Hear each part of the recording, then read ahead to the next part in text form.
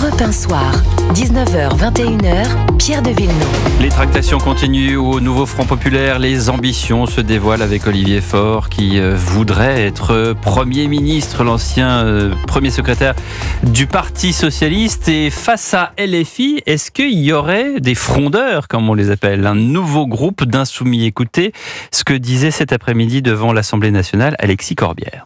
Par définition, un grand groupe commun, c'est avec tous ceux qui le souhaitent, sans exclusive ni sectarisme, avec fraternité, souplesse et gentillesse, et tendresse, comme dirait mon ami François Ruffin.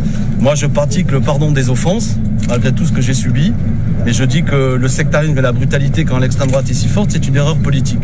Ma victoire, celle de Daniel Simonet, celle d'Hendrik Davy, est la démonstration que nous avions raison. Mais voilà, et puis je viens aussi peut-être pour planter une petite graine dans le sol insoumis qui demain deviendra une plante et pourquoi pas un arbre, la petite graine de la démocratie. Garder le meilleur de mon mouvement et en le débarrasser de pratiques inutiles.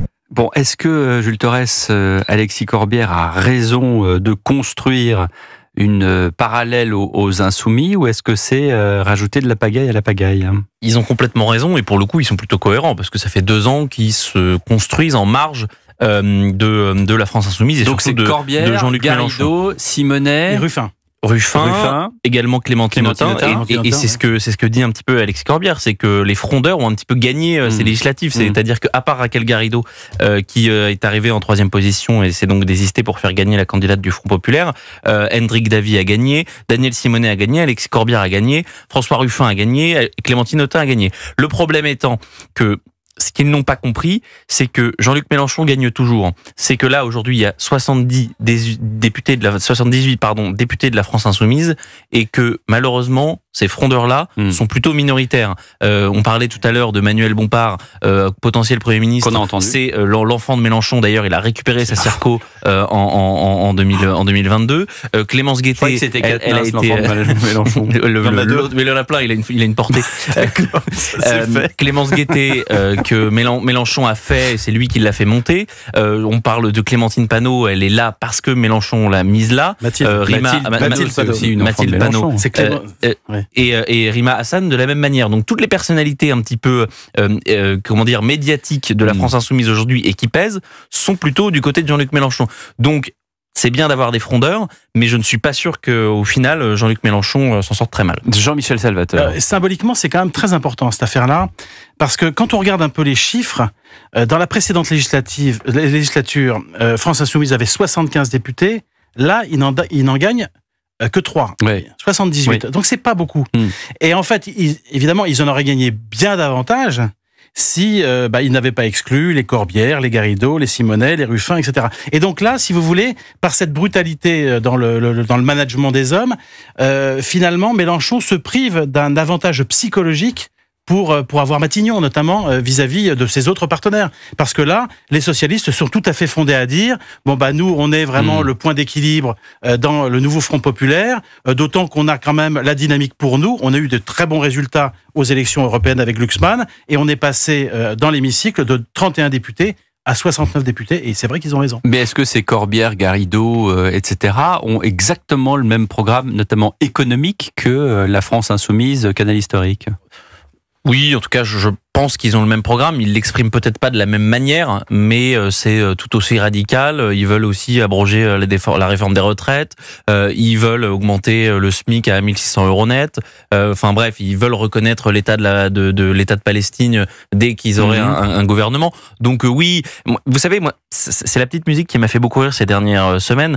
C'est qu'on essayait de faire une différence entre les insoumis, les écolos et le PS. Oui. Mais en fait, ils pensent tous la même chose. Ils ont signé un programme en 4 jours. Donc moi, je veux bien qu'on essaye de reconnaître des nuances entre ceux qui sont à 50 nuances de LFI, mais en fait, à gauche, ils pensent tous la même chose. Donc il n'y a pas de nuances. En fait, les divergences, elles sont tactiques. C'est-à-dire que eux pensent que Mélenchon est un obstacle à la victoire. Bon, ce qui est pas tout à fait vrai, puisque malgré tout, le nouveau Front Populaire a gagné. Ils ont rien de mieux à proposer. Ils ont rien de mieux à proposer. Mais c'est surtout les différences. Les différences sont surtout là. Mélenchon, lui, il a toujours comme idée qu'il aimerait beaucoup qu'au bout du bout, Macron démissionne pour qu'il puisse se présenter à la présidentielle et l'emporter. Je voulais juste qu'on écoute également d'autres ambitions. Ce sont les ambitions pour le perchoir, et notamment Sandrine Rousseau ce matin sur Sud Radio. Oui, avec plaisir. Oui. Vous serez candidate? Mais non, j'en sais rien. En fait, ça fait partie de ces équilibres. Non, Sandrine Rousseau. Je vous pose une question. Non. Est-ce que vous avez pensé à poser votre candidature? Oui, j'aimerais bien. Voilà. Maintenant, est-ce que ce sera... Vous aimeriez bien. Et pourquoi pas? Pourquoi pas? Une femme. Pas.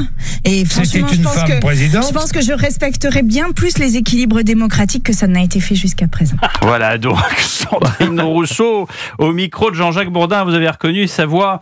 Yael Braun-Pivet sur France Inter, le même matin, c'est-à-dire ce matin, exprime des doutes sur la capacité de certaines personnes du NFP à être au perchoir, justement. Aujourd'hui, le nouveau Front populaire n'est à mes yeux pas en capacité de gouverner puisque, comme je le disais, il a une assise parlementaire beaucoup trop faible. Et lorsque j'entends certains de ses dirigeants dire qu'ils vont gouverner à coup de 49.3 ou à coup de décret, je suis extrêmement inquiète de cette vision de la démocratie à géométrie variable selon qu'on est dans l'opposition ou qu'on se prétend être dans une certaine majorité. C'est marrant, hein, il y a Yael Braun-Pivet qui dit que le gouvernement va gouverner par 49.3. Oui. Madame Borne, elle en a fait combien? 28, c'est ça? Je crois que c'est 28. Ouais. Non, mais c'est vrai, elle fait référence à ce que Manon Aubry a dit, notamment sur l'abrogation de la réforme des retraites qu'on pourrait faire par décret. Bon, c'est dire la culture parlementaire en tout cas. Mais c'est pour ça. Formons un parlement, il ne servira à rien. Il y aura. Non, mais moi je me posais la question de Sandrine Rousseau. Bon, déjà disons aux auditeurs, ça ne sera pas Sandrine Rousseau, la présidente de l'Assemblée nationale, pour la simple et bonne raison. Elle n'a pas l'air très partante. Enfin, quand on lui pose la question. Pour la simple et bonne raison que Yael Braun-Pivet sera candidate à sa réélection. Du côté du RN, ce sera sans doute Sébastien Chenu. Que le premier tour se fait avec la majorité absolue, il y en a pas. Sébastien Chenu qui était déjà vice-président. Absolument. Que le second tour se fera à la majorité absolue et qu'ensuite le troisième tour se fera à la majorité relative, et là je peux vous mettre un billet maintenant, que le RN se retirera pour faire élire un président Renaissance, Yael Braun-Pivet en l'occurrence. Mais juste pour faire un petit peu de politique fiction, on pourrait quand même se dire à quoi ressemblerait une Assemblée nationale dirigée par Sandrine Rousseau. Ouais. C'est-à-dire que quelles sanctions on donnerait à, je sais pas moi, des députés par exemple qui mettent leurs pieds sur un ballon sur lequel le ministre Olivier Dussopt est tagué. Thomas Porte, absolument. Qu'est-ce que ferait Sandrine Rousseau quand Aurélien Saint-Toul qualifierait Olivier Dussopt d'assassin? Qu'est-ce que Sandrine Rousseau ferait quand, je sais pas moi, un député brandit un drapeau palestinien dans l'hémicycle? Bon, il y a 1000 exemples et on pourrait se demander quand même à quoi ça ressemblerait. Jean-Michel Salvatore. Ça serait la touche finale à la bordélisation de l'Assemblée nationale. Je pense qu'elle a vraiment pas les qualités pour être présidente de l'Assemblée. Un président ou une présidente de l'Assemblée doit être quelqu'un d'équilibré, doit être quelqu'un de pondéré, doit être quelqu'un de tolérant, doit être quelqu'un qui apaise et qui est capable de s'entendre avec des gens qui ne pensent pas comme lui ou comme elle. Et honnêtement, Sandrine Rousseau, elle ne répond absolument pas à ce portrait-rôle. Pour le coup, il galère à trouver un candidat pour le poste de Premier ministre, mais je pense que ce sera encore plus dur de trouver un candidat qui ait le profil pour être président de l'Assemblée nationale. Jean-Michel vient de le rappeler. Il faut quand même accepter qu'on ait des idées un petit peu divergentes des siennes. Il faut faire de la culture parlementaire, il faut discuter avec ses adversaires. Je suis pas tout à fait sûr qu'aucun insoumis soit prêt à faire ça.